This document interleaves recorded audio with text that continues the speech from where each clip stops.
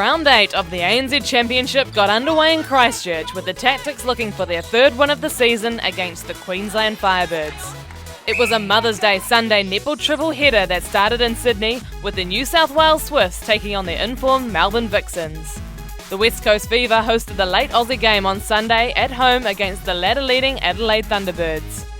And Sunday night netball closed out with the Northern Mystics at home against the Southern Steel. The final game of the round had the defending champions, the Waikato Bay of Plenty Magic, hosting the Central Pulse in Hamilton. So let's check out all the action. The Tactix were at home against the Queensland Firebirds as both sides looked to continue their winning ways in round 8. The Firebirds were without their inspirational captain Laura Geitz, but a stunning opening quarter saw the visitors stamp their authority on the match with an emphatic 21-12 scoreline. It was the young Firebirds midcourt who continued to find easy access to Romelda Aiken under the post in the second, and basic errors from the Tactix had the home side trailing 20-38 by half-time. The introduction of Juliana Noopu in the third quarter for the Tactix helped their home side to find their rhythm and attack. But the Firebirds won the period 18-17 as the Tactix struggled to contain Natalie Medhurst and Aiken, despite some great defensive work from Jane Watson. It was all one-way traffic in the final quarter despite the Firebirds ringing the changes, and they continued to dominate, winning the match 76-51, their sixth win of the season.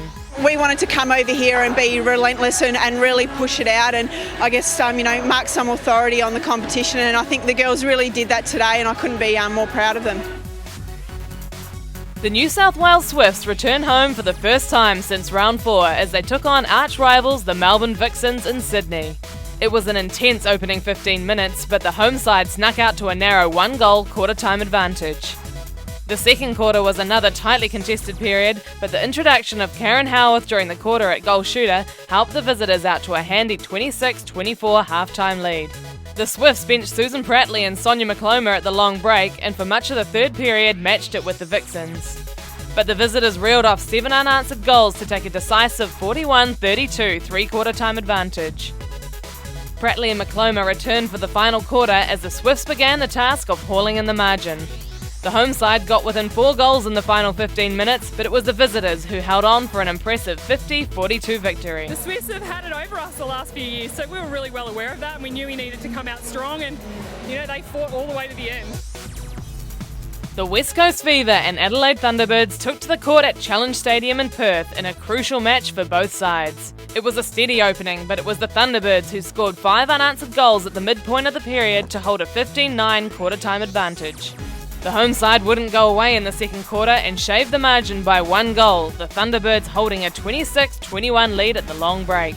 The visitors put the foot down in the third quarter and shot out to a 10-goal lead with just 5 minutes remaining in the period. The Fever continued to stick with the Thunderbirds though and managed to score 3 late goals to enter the final quarter, trailing 33-40.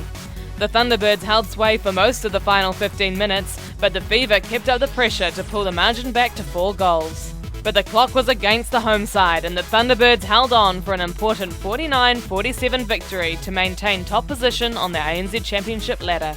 We're proud that we do know how to win and we can hold it together in those pressure times, and we practice those special situations all the time. And a few less close games would be handy for the coaching staff, but the girls know what they're doing. We've got full faith when it is close that we can close out a game, and we managed to do that, so I'm really proud of what we managed to hang on to. The Truss Arena in Auckland hosted the final match of a Mother's Day Sunday netball triple header with the Northern Mystics up against the Southern Steel. The Mystics surprised with Bailey Mez getting the start over Catherine Latu at goal shooter for the home side. The locals started well, and despite taking a 1-goal advantage at quarter time, the margin should have been greater with 8 more shots at goal than the Steel. It was a high-scoring second period with both sides finding easier access to their shooters, but it was the Mystics who held a narrow 33-32 lead at half-time. The Steel pulled away in the decisive third period with some great defensive work from Wendy Frew and Janelle Fowler and Jodie Brown unstoppable on attack. The Steel held a 40-37 advantage at the three-quarter time break, and it looked like the momentum had shifted to the visitors. The final 15 minutes was another high-scoring quarter with the home side netting 16, but it was the Steel who nailed 23 from 23 to claim the match 73-63, their 4th win of the season. I I think we found Janelle a little bit better in the second half, and she struggled with finding her space, and we struggled with finding her, so that helped. And I think we were a little bit more patient in the second half, and we just took our feet into the ball because they were really good at coming through. Claudelands Arena in Hamilton hosted the final match of Round 8, as the Waikato Bay of Plenty Magic looked to reverse their shattering Round 6 one-goal loss to the Central Pulse.